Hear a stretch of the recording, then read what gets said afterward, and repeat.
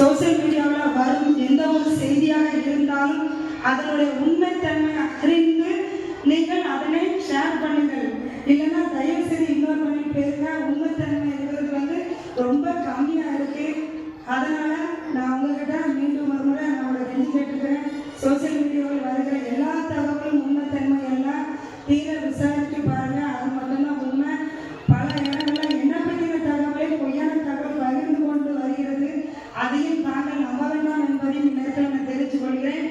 எதிர்கட்சியின் சூழ்ச்சி, நான் ஓப்பனா சொல்றேன், எதிர்கட்சியின் சூழ்ச்சியின் காரணமாக நான் மிக மிக மன அழுத்தத்துக்கு ஆளாக்கப்பட்டு தான் வருகிறேன் ஒவ்வொரு நாளும். அதை சோசியல் மீடியாவில் சில நேரத்தில் பகிர்ந்திருக்கேன். அதை மாற்று கருத்தா பொய்யான தகவலும் பரப்பி கொண்டு வருகிறார்கள்.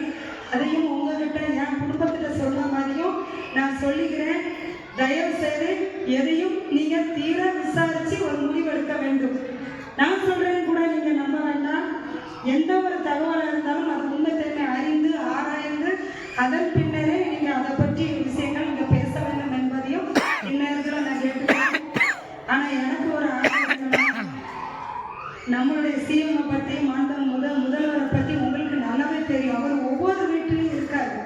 ஒவ்வொரு விஜயாகவும் நம்ம வீட்டில் குடியிருக்கார். நம்முடைய மாண்பு முதல்வர்கள் அவர் மீது சுமட்டாத குற்றச்சாட்டா எவ்வளவோ அவதூறு, எவ்வளவோ பொய்யான பழி, எவ்வளவோ பொய் எவ்வளவோ குற்றச்சாட்டுகள் நம்மளுடைய முதல்வர்கள் மீது வைக்கப்பட்டு வருகிறது. இதற்கு முன்பும் வைக்கப்பட்டது. அதுக்கு மத்தியில் நான் ஒரு சிறு துரும்பு மாதிரி எனக்கு. அதனால எங்களுக்கு இதெல்லாம் ஒரு விஷயமே இல்லை.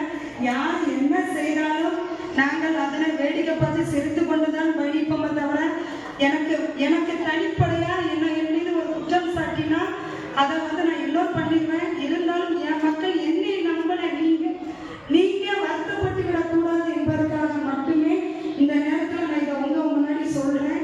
ஏன்னா உங்ககிட்ட ஒவ்வொருத்தரையும் தனித்தனியா நான் இதை பேச முடியாது இல்லையா? அதனால இந்த நேரத்தில் இந்த வாய்ப்பை பயன்படுத்தி இந்த உண்மையை உங்க முன்னாடி சொல்லிக்கொண்டு மீண்டும் ஒரு முறை நன்றி தெரிவித்துக் கொள்கிறேன். மிக்க மிக்க நன்றி.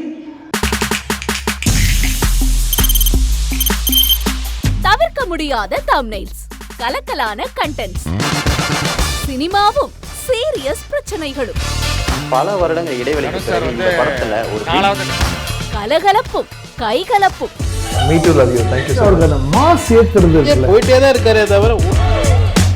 பிரேக்கே இல்லாமல் பிரேக்கிங் நியூஸ் சொல்லும் தந்தி டிவி ஆப்.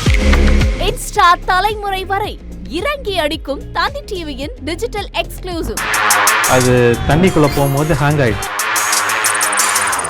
உங்களுக்கு விஜய் சார் எந்த அளவுக்கு ரொம்ப பிடிக்கும்? Of course, Malayalis are huge Vijay sir fans. ரெண்டு பேருமே ரொம்ப பிடிக்கும் எனக்கு.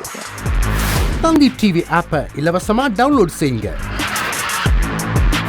ஃபாலோ பண்ணுங்க, சப்ஸ்கிரைப் பண்ணுங்க, என்ஜாய் பண்ணுங்க.